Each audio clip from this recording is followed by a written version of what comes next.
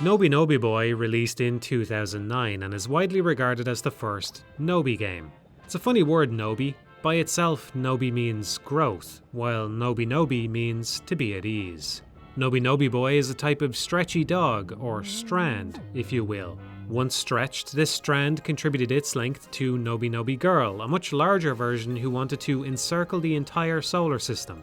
Every player collaborated by stretching Boy, which in turn stretched Girl so she could complete her journey, bringing everyone together. This type of indirect cooperation with a shared goal is what it means to be a Nobi game.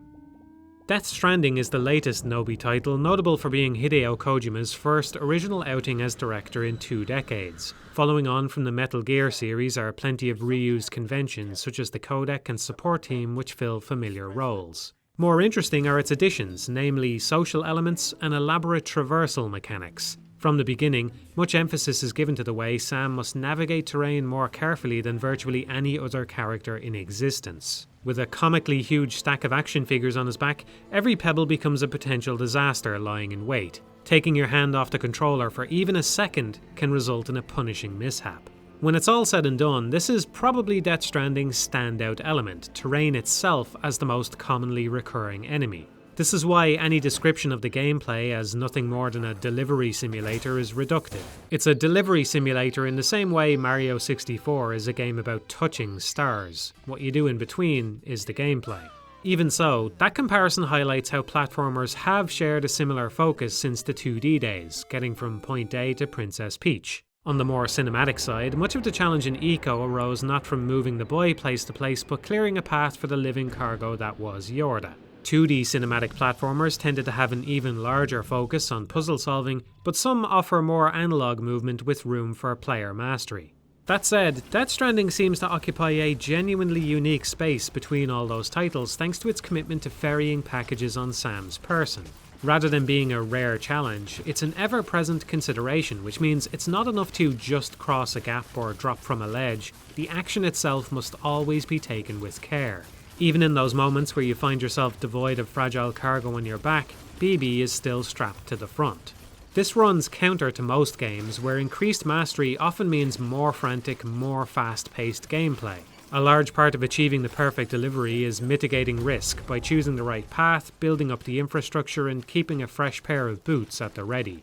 Watch a video and it just looks like a guy walking around, but actually play and it becomes a second-by-second assessment of terrain, scanning for easier slopes and efficient paths through rocky outcrops. Many people play games to transcend the possibilities of everyday life, so no doubt many will find this unrewarding, but there can be a zen-like calm over certain stretches where searching for the safest, most straightforward path proves to be just engaging enough to maintain focus, while also allowing enough mental bandwidth to appreciate beautiful scenery. While it may or may not resemble America, there's something undeniably enchanting about the desolate world they've crafted here. It's a peculiar setup where, despite the constant timefall, mankind and nature seem to sit in a comfortable enough equilibrium while still being completely distinct from each other. Cresting a hill to see the comforting outline of civilization is a great feeling. Maybe this is what it was like to return to a campfire many years ago, only now the camp happens to be stocked with monster energy. Anyway, these moments of relief are where Death Stranding shines brightest, and to its credit, they recur over and over again, all the way to the end. Even after taming the early parts of the central map, basalt columns, heavy snow, or BTs will occasionally show themselves, all but forcing another on-foot excursion where the mechanics and eventual payoff are at their best. That said, there are also major faults here, mostly revolving around balance, in both senses of the word. Ferrying the President's body is when the game reveals its balancing system, where Sam will sway from side to side under the weight of his load. Most of the time this can be avoided outright by taking on fewer orders at once, but striving for efficiency will often cause Sam to become heavily burdened, increasing the chances of a tilt. This system is impressive and always makes sense given the player's actions. At a minimum, it seems to factor in center of mass, terrain inclination, velocity, and torque, meaning it's possible to minimize the number of incidents by careful positioning and movement. Tackling slopes at sensible angles and turning in wide arcs are both beneficial, but exerting control over Sam's torso directly is simplistic. Unless you want to slow down and hold both triggers forever, your only choice is to watch as a sudden sway happens, followed by an on-screen prompt which needs to be pacified.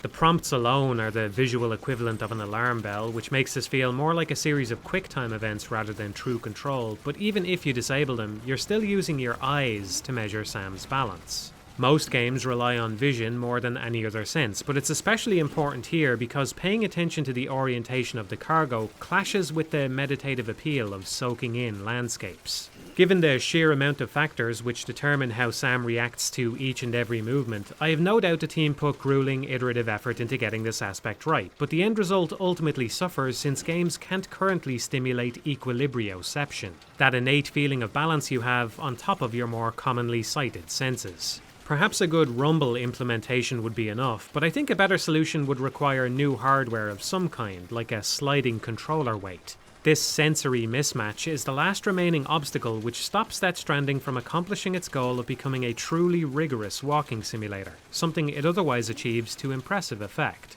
Keeping Sam upright is the core challenge which justifies Death Stranding's commitment to its courier premise, so it's a shame to see it implemented with room for improvement. Still, whatever minor problems are present with walking, the bigger issue is how it becomes a non-factor shortly after vehicles and zip lines unlock.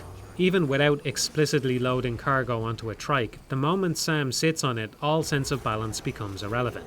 As I've already implied, mechanics don't need to dominate a player's entire thought process for a game to be engaging, because whatever deficit is left over can be occupied by the audio-visual elements instead. That said, I don't think Death Stranding's landscapes are enough to make up for how mindless driving along a highway is in this game. By contrast, something like Truck Simulator, which has an identical objective, engages players with a bunch of other mechanics rather than relying on its visuals. It's vital to stay under the speed limit, obey traffic laws, and avoid collisions with other vehicles. Basically, Truck Simulator is to driving what Death Stranding is to walking, but if you want to S-rank every delivery, then you'll probably spend more time driving than walking in Death Stranding. Of course, it's understandable why those exact same mechanics are no longer present in a post-apocalyptic world, but there's nothing else to make up the slack either. By itself, the trike is already an appealing option, which can be used to cover most deliveries with little effort and foresight. Its simplicity makes it even more desirable. In other words, it's imbalanced. As for zip lines, setting them up is one of the most satisfying tasks that can be accomplished with the chiral network. Each area of the map needs to be brought online, then it's a case of scouting good locations to place nodes before deploying PCCs there. The act of doing this might just be the most enjoyable moments of core gameplay because it combines the appeal of planning with the appeal of traversal. Unfortunately, once that's accomplished, you're left with nothing. A series of zip lines will trivialize deliveries to the point where you wonder why Sam, aka you, even need to be involved anymore. At this point, the game devolves into a series of menus, accepting and releasing cargo without even a shred of challenge in between. Typically, when a mechanic is broken or makes a game more dull, the argument that arises is you should just not use it. Now, this gets suggested as an excuse far too often, considering that one of the primary goals of a designer should be to nudge players toward an enjoyable playstyle, but I'm willing to admit that self-selecting which parts of a game to utilize can be a powerful way of improving your experience. The Metal Gear series might just be the greatest implementation of this kind of a la carte difficulty thanks to the range of tools provided. This variety of approach is a key part of its broad appeal to both hardcore and casual fans, but the premise of espionage makes all the difference. The Phantom Pain will acknowledge when a player completes a mission without leaving so much as a spent shell casing or suspicious guard in their wake. If you're of the right mentality, this could be a prerequisite for being considered the world's greatest infiltrator. In some sense, you're not really Big Boss until you've reached a level of perfection which is difficult to achieve. The same can't be said of Death Stranding because logistics is inherently about optimization. Your delivery isn't better because the porter walked over rough terrain to bring it there when they could have taken the highway instead. Fast turnaround of intact cargo is the goal, and with some setup that goal becomes trivial to achieve. All of this is to say that the early hours of Death Stranding are its best because it becomes increasingly streamlined from that point forward. Unfortunately, even the beginning suffers on repeat playthroughs because once you know how to handle Sam, the first map presents effectively no challenge. On my initial playthrough I lost some packages in this stream, but only because I didn't realise how to get my stamina back quickly enough. This would never happen to me again, and so much of what seems daunting about those early hours is actually simple once it's understood, which means long stretches of almost nothing to begin with. It's a classic trade-off where a game can have a smooth on-ramp or a more bumpy start which risks turning some people away. The former makes a better first impression, but every playthrough afterwards suffers as a result. Of course, there are more challenging moments later, such as recovering items from BT-infested areas or the missions that involve antimatter bombs, which require even more careful movement than usual. Edge Knot City is another highlight and suitable climax, which demonstrates that the developers had a grip on what makes the game enjoyable since it forces players through dense and tricky terrain on foot. While more traditional bosses are present, this section is what I would consider a true Death Stranding boss because it's the central aspect of gameplay at its most difficult.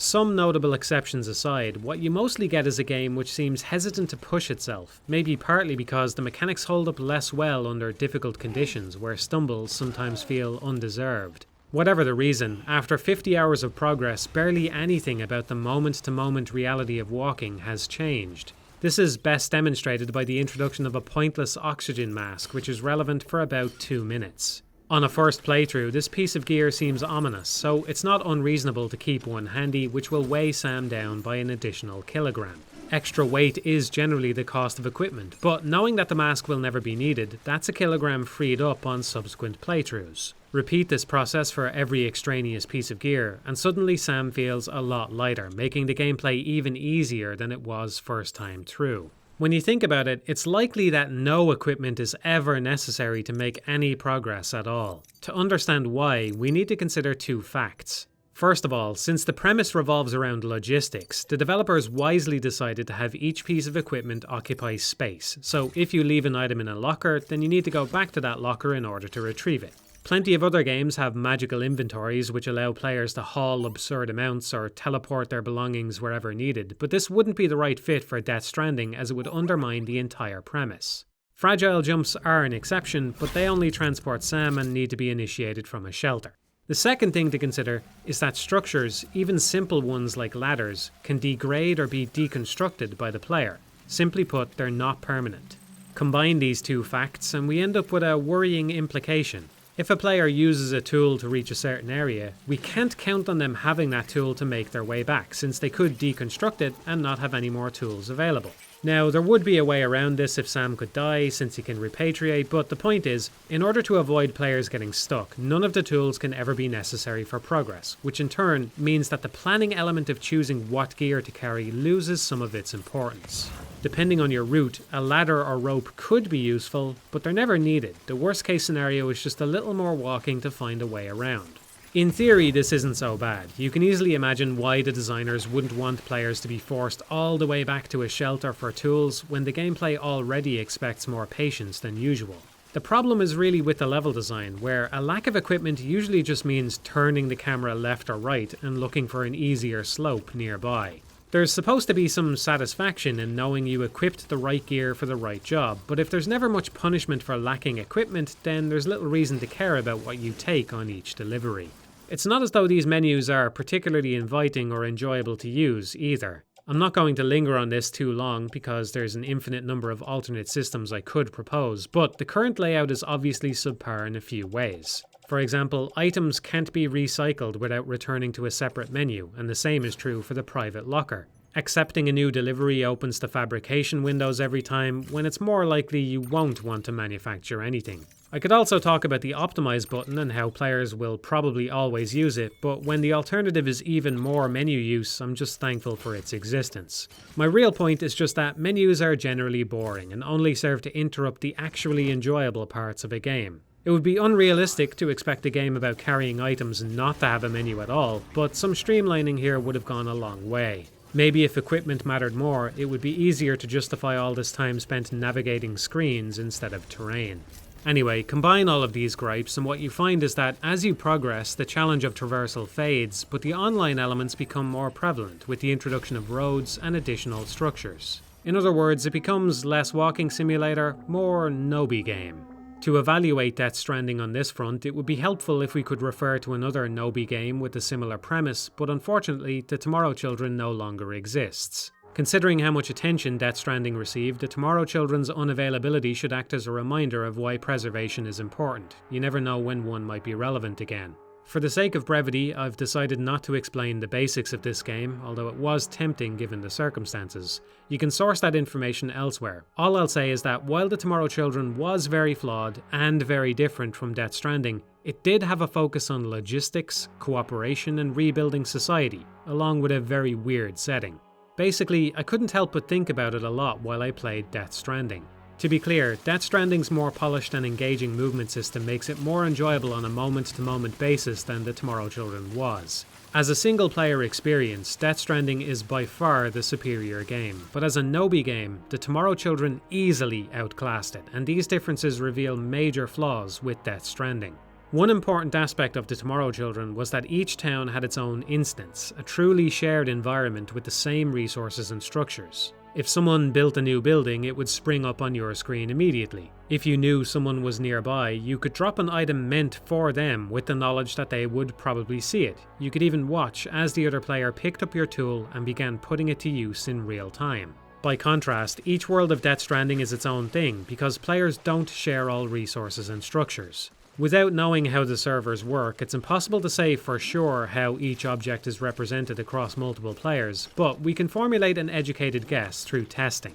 A naive approach would take all players who enter Chapter 3 within a certain time frame and link them together. That way the roads aren't built, so everyone can experience the satisfaction of seeing this barren landscape turn into a sci-fi highway.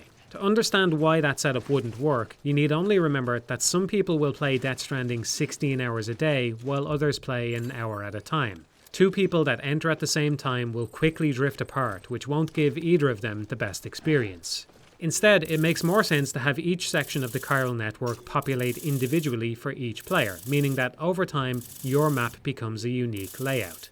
Now, this isn't terrible. In fact, it makes a lot of sense since most of the game takes place on one big map. The way the chiral network provides an excuse not to have other players' structures in a new area is a clever harmony of gameplay and story. Still, hopefully you can understand that it provides a less than ideal social experience because you never get a true sense of how much you're helping other people. You never see others take the dropped cargo you left behind in a postbox, you never see them climb your ladder, you never see them drive your trike. For all we know, most of all cargo that has ever been left behind got deleted rather than picked up by another person. The servers don't have infinite room, so this will almost certainly happen to some packages if it hasn't already.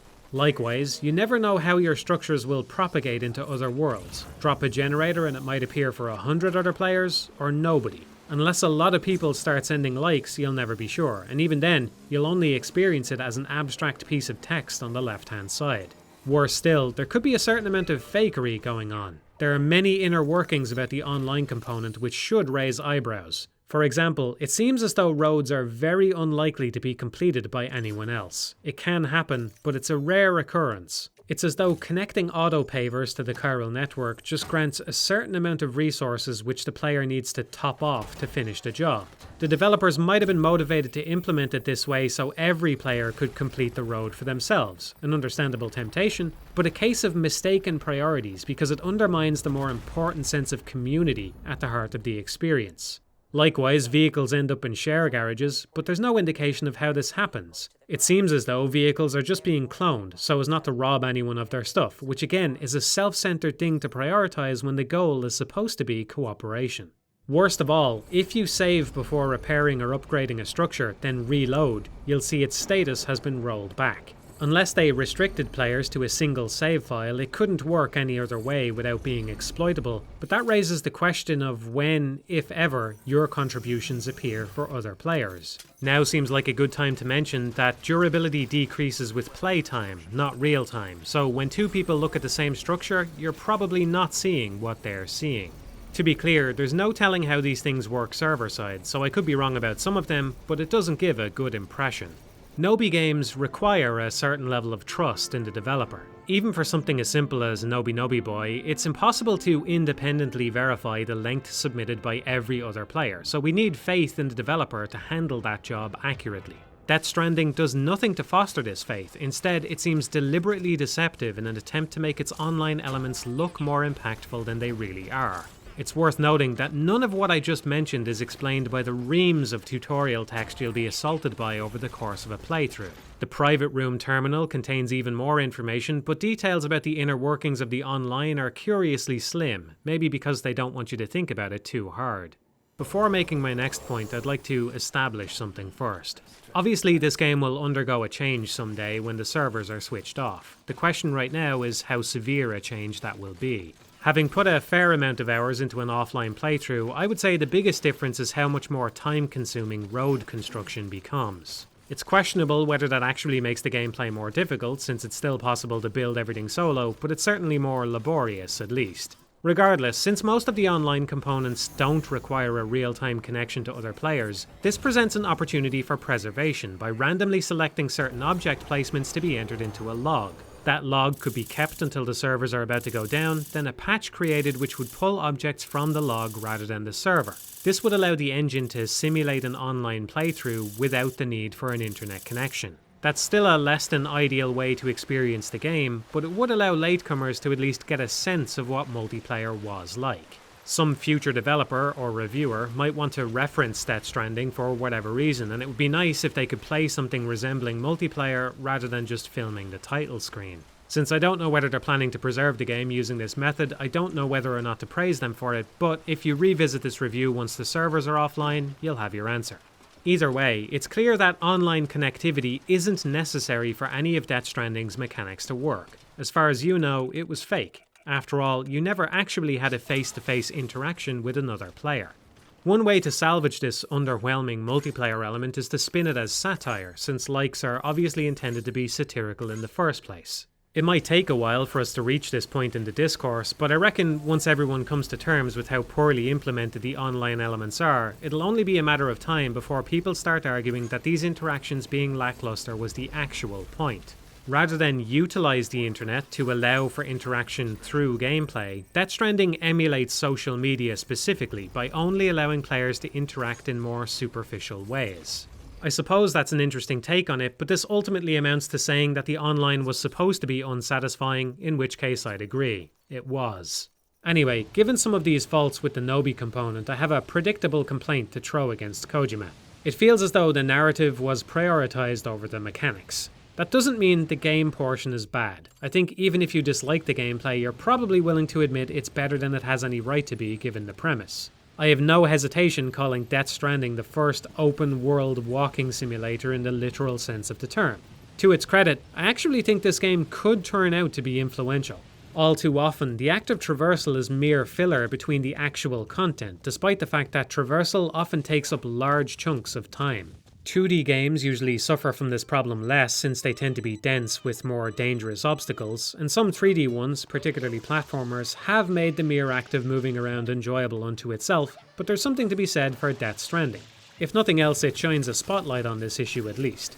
Personally, I would prefer to see developers move in a direction which maintains engagement without resorting to such mundane action as keeping a character balanced, especially since we can't simulate equilibrioception yet, but I wouldn't be surprised if this caused other developers to stop taking ease of traversal as something to be taken for granted.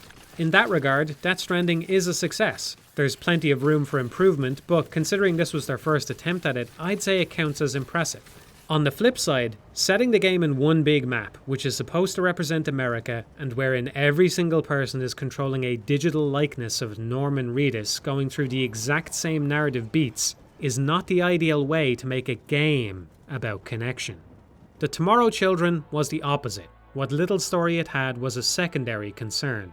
All you needed to know was that the player characters were playing precisely because everyone was supposed to be equal there. Although, as you might expect, some were more equal than others. Resources, vehicles and tools were shared because everyone was a cog in the machine. There was no false sense that you were both the savior of the world on your own screen and just another porter to everyone else. The mechanics and premise were in alignment with each other in a way Death Stranding never even comes close to accomplishing.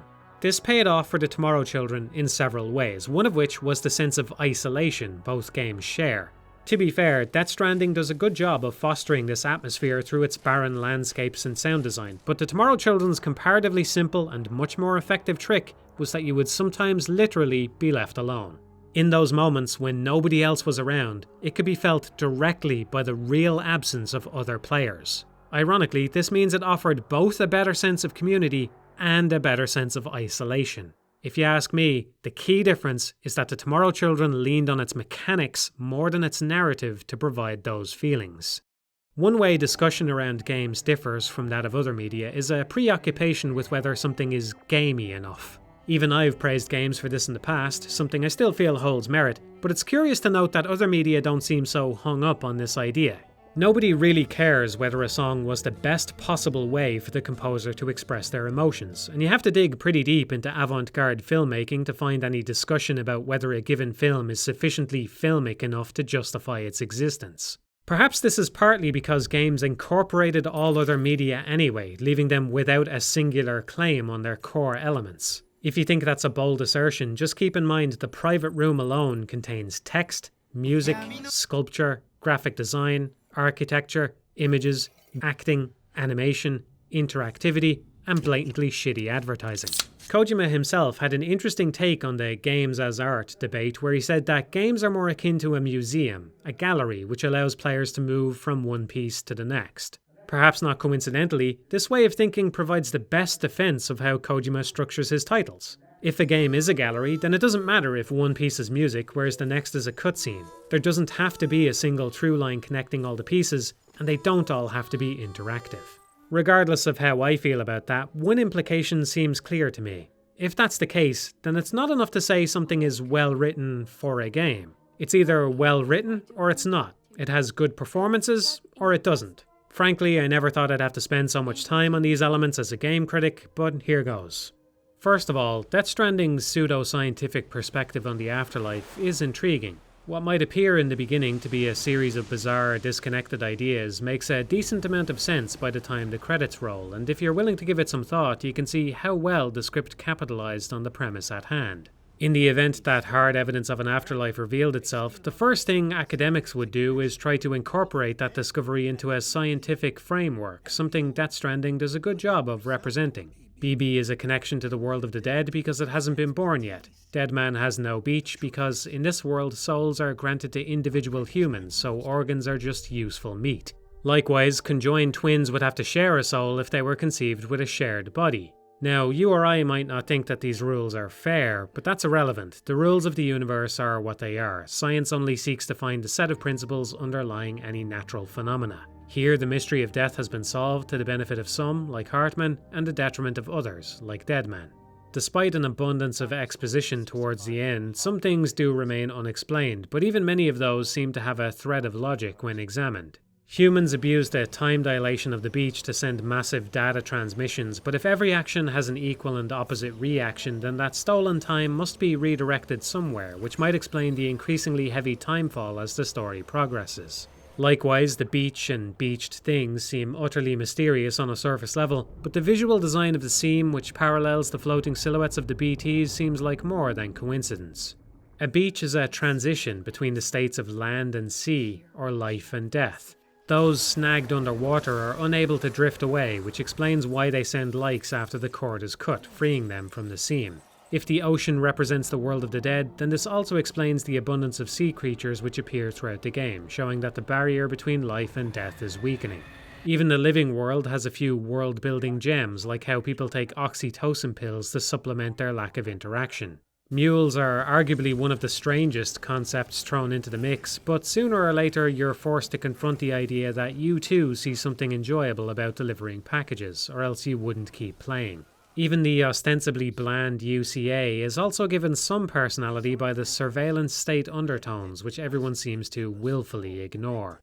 Of course, some aspects seem to exist just to create enigmatic imagery, like the upside-down rainbows, and it would have been nice to see a few of these ideas explored more thoroughly, but you really can't fault the game for the sheer number of concepts it throws into the mix. Overall, the world building is admirable.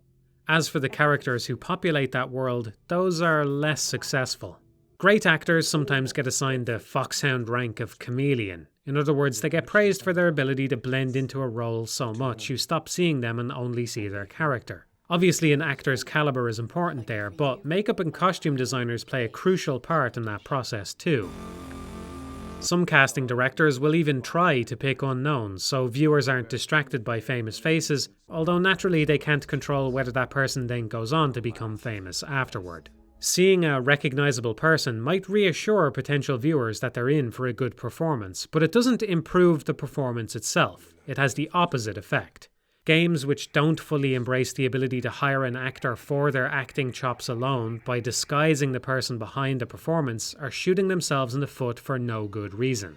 Now, I tend to get passionate when I feel that games are being held back by preconceptions or habits derived from other media, but I might be able to swallow this pill if not for the fact that Kojima found a way to make a terrible practice even worse. Face scanning famous figures like Guillermo del Toro, who then don't even bother to play themselves, is a perverse reversion of a key advantage that mocap performances can provide. There might be times where this would make sense. For example, an actor could be cast to play themselves, in which case their appearance is crucial. I'm also not going to get up in arms about a small cameo here or there, but Death Stranding is way over the fucking line. The sad thing is, all this face scanning bullshit was basically a waste of time anyway, so let's cut a long story short. I happened to play The Last of Us Part 2 directly after my most recent playthrough of Death Stranding, and as soon as Joel appeared on screen, I felt some part of my brain finally relax, because it no longer had to work so hard to figure out what the facial animations were supposed to mean. Keep in mind, Troy Baker plays both Joel and Higgs, but only Joel provided this kind of mental relief. Most developers simply aren't up to scratch here, so having scenes like this, where you're expected to read some complex emotion into Norman's face, just ends up giving the impression of constipation. If you don't agree with me now, you will in 20 years when this looks downright embarrassing compared to future tech. Don't pretend you don't know what I'm talking about. We all want to believe this looks good, but I know you see what I see. Just look at it with honest eyes. Developers are jumping the gun by trying to craft stories which rely on facial performances, many of which don't even look good today and will only seem worse with every passing second. Basically, every actor in Death Stranding is struggling against the impression of their own famous face and primitive facial capture, but besides that, the performances themselves are a mixed bag. Mads Mikkelsen obviously stands out as the highlight, at least partly thanks to the amniotic fluid blur which helps bridge the uncanny valley, but also because he just seems comfortable in the role. It's fair to say he steals every scene he's in, but then again he's mostly by himself. Maybe it's unfair to praise him for giving such a natural performance when half the cast seem to be intentionally stilted and awkward. This is an aspect which makes Death Stranding and Kojima's work in general difficult to critique. If nothing else, he's exceptional at straddling the line between lowbrow and highbrow concepts, making it difficult to discern whether something is clever or stupid. This could be used as a cynical ploy to deflect criticism, but I don't get that impression. Kojima has been obsessed with weird details for almost as long as games have even existed. If you don't believe me, then just take Policenauts for a spin, where you'll be treated to plenty of lengthy scientific explanations for irrelevant minutiae long before Wikipedia made such info dumps so easy to achieve.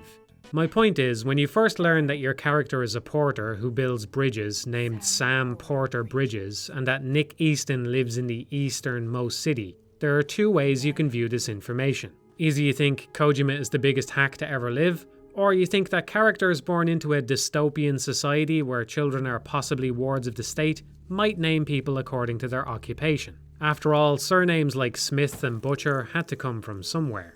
Is it fucking ridiculous that Die Hard Man's real name is John McClane, or is it plausible he got that nickname because his name is John McClane?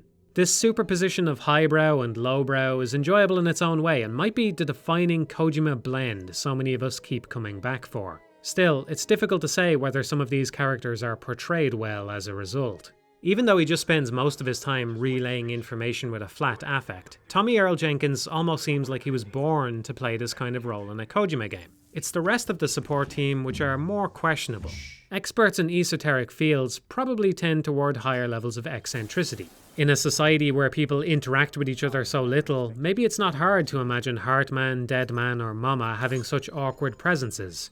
On the other hand, Fragile seems just as stilted despite working in a customer service position. You could say this stems from her recent trauma, but I don't get that impression from her flashback.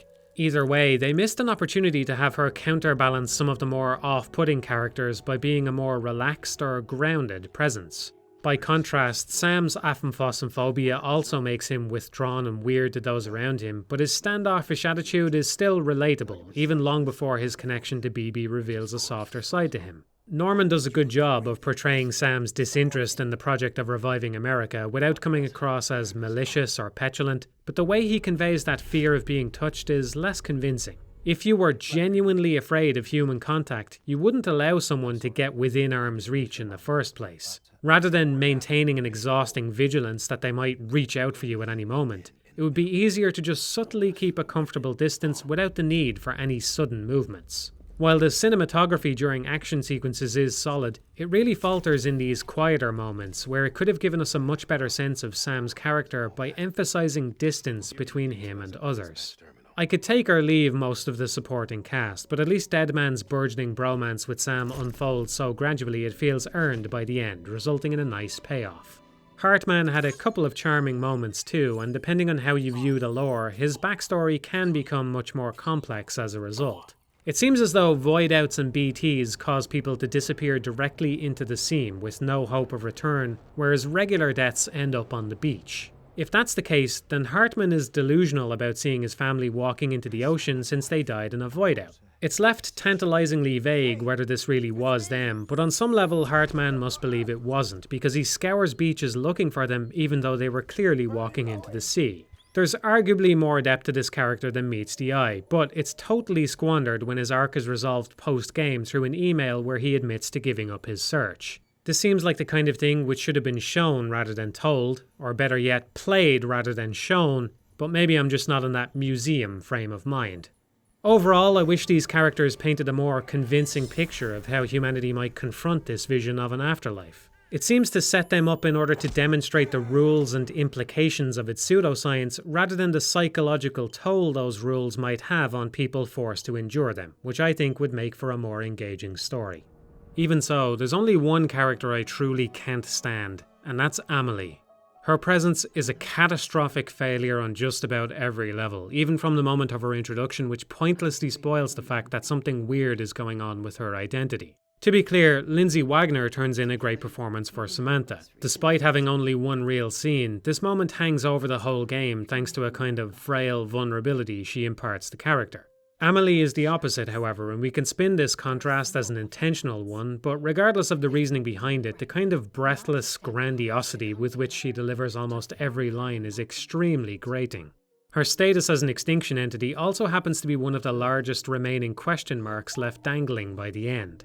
Now, I'm not of the opinion that every question needs to be answered. Sometimes an open-ended approach is more satisfying, but when it relates to the motivation of the chief antagonist, that seems like an important point to address. Despite having played the game twice, I'm still not entirely sure whether Amelie is some kind of eldritch being, just a regular human, or a mixture of the two. As such, I have absolutely no idea what's going on in her head most of the time, or if she even has an understandable thought process in the first place. I'll admit I haven't spent as long dwelling on the lore as I could, but this shouldn't be something you have to work hard to understand, considering so much of the plot hinges on Amelie's motivations.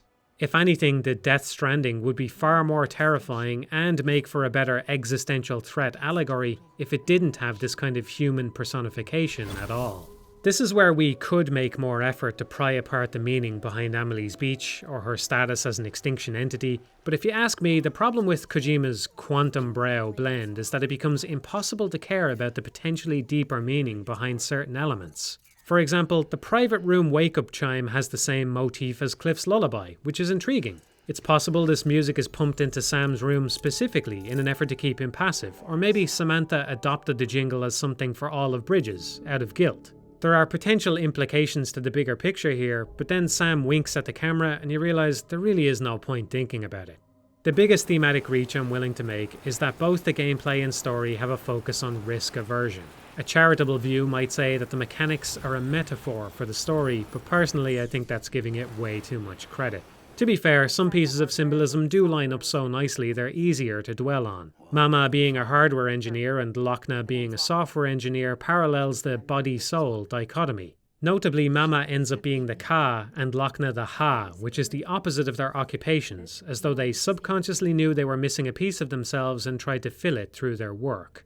Likewise, Cliff spells out his part in all this by showing how human beings can tear each other apart through conflict. This makes him a perfect foil for Sam, and there is something beautiful about the way his son goes on to accomplish what he never could. But the way this comes about is lackluster. Sam defeats Cliff by proving to be a better soldier, despite clearly being outmatched. For this to be poignant, there really needed to be some other way of bringing Cliff back to his senses, something which would show the value of Sam's approach. Despite arguably being an avant-garde title, Death Stranding fell into a surprisingly simple trap of assuming how a computer game climax needs to be structured. One of Kojima's more eccentric boss fights would have been a perfect fit here. For example, Cliff might be impossible to kill, but taken down by a hug, rather than giving that moment to the incomprehensible psychopath. In order for that suggestion to make sense, the reveal of Sam's parentage would need to come a bit sooner, but it's not as though the story gains much by saving it until the last possible moment. To be clear, Sam actually does hug Cliff at this point, it just happens through a cutscene, forgoing interactivity which might have made it more powerful. It's not just that you don't get to initiate this reconciliation though, it's that you only get to do the opposite, by shooting at him. Even if we just view Cliff's boss fights as exhibitions in the Death Stranding museum, they're not a particularly coherent collection. Unfortunately, there are many such moments of disconnect between Sam and the player, to the point where I'm forced to speculate whether they were intentional. For example, the downright baffling choice to highlight an atomic bomb on the player's back, then have Sam act ignorant about it. I could twist myself into rhetorical knots about how Kojima's a postmodern genius for including such a stupid event, but I'd rather just admit that this was a pointless misstep. This disconnect from Sam recurs again at the worst possible moment when it comes time to incinerate Lou, something most players would obviously refuse to do if not railroaded into it. Deadman's justification for this is an unwillingness to disobey a direct order from the president, the same man who was begging Sam for forgiveness just minutes earlier. Even so, this might be redeemable if Sam was merely playing along, but then he tries to burn the pod only to change his mind. If Sam had just taken Lou out of the pod once he was ready to burn his cufflink, it would be enjoyable on subsequent playthroughs to know for sure that you and Sam have the same goal of rescuing Lou, but instead there's a last second twist for nothing more than some fleeting shock value. The way interactivity is used throughout the narrative leaves a lot to be desired, but in general, Lou's implementation is somewhat commendable. On my first playthrough, I felt that she was an underwhelming presence, but after making an effort to interact with her more, I'd say you get out what you put in. She's not forced down your throat, at least not metaphorically, and there's something admirable about this hands-off approach. Allowing players to choose where, when, or even whether to interact with Lou means it's only natural that different people will have different experiences. Even the same person might walk away with a new impression should they revisit the game at a different stage of their life. Of course, everyone forms their own opinion about whatever media they consume, but my point is that interactivity can amplify a player's subjective experience depending on their actions. In other words, if you don't make an effort to engage with Lou, then you'll be given fewer opportunities to form a positive impression of her and vice versa. It's a feedback loop, which naturally leads to more extreme outcomes. It's important to recognize that this isn't a flaw, it's just how games work. You bring something to the experience depending on how you behave, and that's fine. For that reason, I won't say they should have put more focus on Lou, since that implies pushing her to the forefront where she doesn't belong, but I do wish that interactions with her were less contextual and less distinct from the rest of the game. It seems like a cop-out to have so many of these opportunities take place during break times, which are almost functionally equivalent to a pause menu. Ultimately, Death Stranding is a game about walking and delivering packages, but it could be about committing genocide against aliens, in which case Lou could be implemented exactly the same way. My point is, Death Stranding has no shortage of ideas, and some aspects are admirably realised, but it fails to weave these disparate strands together. Maybe if you can strap in for Kojima's latest museum tour, this isn't so bad, but as a single work of art, it leaves something to be desired. Every game has at least some of the multimedia mixture I described earlier, and I doubt we'll ever arrive at a future where every single game is 100% gameplay. I don't think I'd even want that anyway. After all, the Metal Gear series is an eclectic mix, and I found a lot to enjoy there. I don't buy into the museum analogy, but I do think it's a thought-provoking point of view which might have a kernel of truth to it, especially for the kind of games Kojima makes. The theme of Metal Gear Solid 3 was the times. In other words, the idea that cultural context can shape who we see as an enemy or a friend. Likewise, yesterday's novel fusion of game and film can become today's tired formula. Kojima has stayed the same, but the times have changed, maybe due in no small part to the influence of Metal Gear itself.